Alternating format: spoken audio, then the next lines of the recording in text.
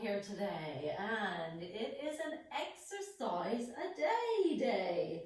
And we thought we would do the cat-cow, and she might be here representing the cow, looking at her coat today. Favorite exercise of lots of people, just getting your backs moving. So we are going to get ourselves set up. You going to join us today? Right, so a lot of people have trouble on their wrists in 4-point kneeling, so you have lots of different options. So option one will be to have a chair. And I think this is quite a nice option for most people if they can put their elbows in a chair. And get cushions under your knees, or you can have cushions under your feet if you need support. So finding support that way. The other option is on your elbows. That's another way that you can do this. Or you can go for the full on all fours. So I'm going to show you two options. One is all fours. I never set the arm up underneath the shoulder. I think that's too much pressure on the wrist. People tend to externally rotate and hyperextend their elbows. I think if you can be on your arms, it's quite nice for strengthening, if you can bear it. But I always have those arms a little bit more forward so that I take that pressure off the wrist. You can see that there. So we're going to bring those arms back here. So I want you to think when you set yourself up that the knee is underneath the hip joint, so you're not back there and you're not under here. And I want you to actually go away after you've looked at this video and look in a mirror and see whether when you've set up that your tail is tucked under a little bit like that. So now I might look like I'm in a nice neutral position there, but I'm actually held a little bit in my lower belly and held down here. And in actual fact, if I let the tension around here go, I come into a much better position in my lower back. So some of you can get disky issues because you never let that go and it's held down the whole time. So if you feel like your coccyx and your tailbone slope down, if you think about your sacrum, which feels like a hand, that sacrum should feel like it almost sits roughly flat towards the ceiling. So I'm in this position, and then I'm going to start with that tailbone coming down. And again, what I want you not to do is grip your bellies and squeeze there, because you're compressing your spine and it doesn't really help you to move well. So you're going to allow the tailbone to come down, and you're going to allow yourself, so some people say not to use your arms, but in actual fact, I want to flex my spine. I want my serratus anterior, which brings my scapula out to work because it ties in to what we call your external obliques into the internal oblique, and it helps with flexion of the spine. So I'm going to take my arms, elbows are facing diagonally forward, not straight forward, and I'm going to push my arms into the ground and forward as I go into my cat stretch so that I allow myself to open through that upper back. A lot of people with hypermobility are really tight in their thoracic spines, and that feels really nice. And now to come out of there, I am going to ungrip my tailbone. And I'm going to imagine I have a little tail, so I'm going to be like Angel there, my dog. I'm going to be a happy dog and allow my tail to come up first.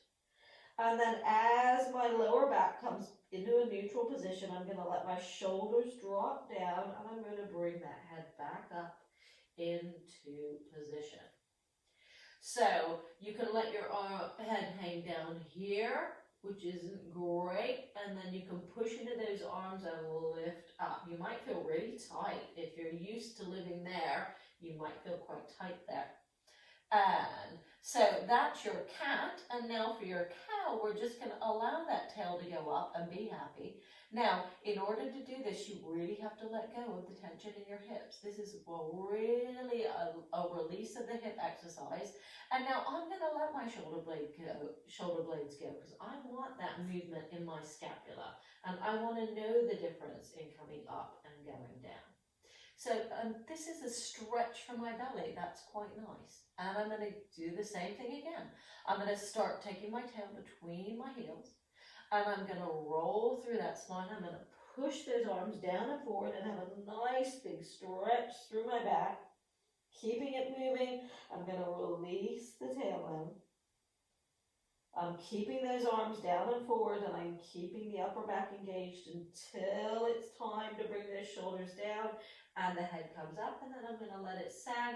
And in order to let it sag, I have to let my hips move.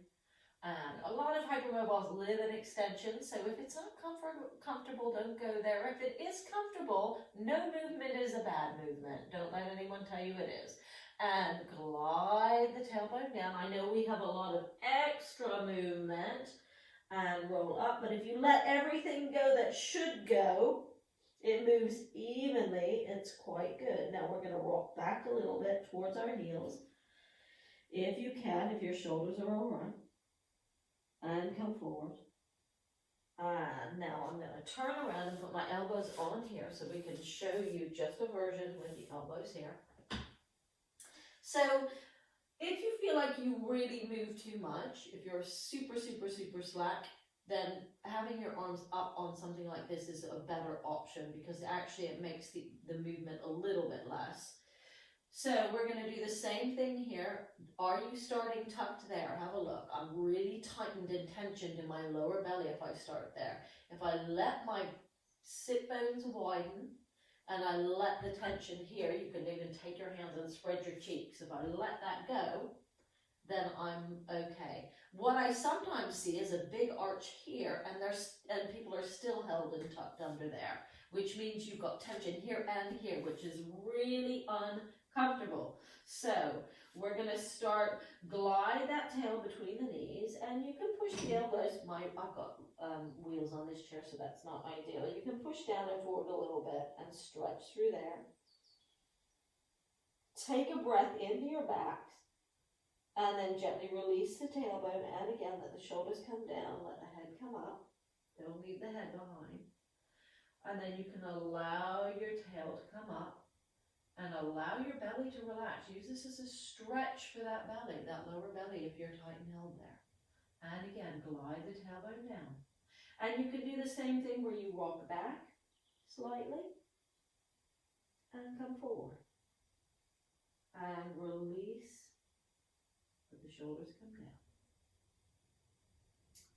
Right, so that is your cat-cow, and that is your exercise for today. Hope you enjoyed it. And if you did, make sure you subscribe and try lots of exercises. See which ones feel great to you and which ones make your body feel the best. This is Bonnie Southgate, hEDS Rehab here, and exercise a day. Have a great day.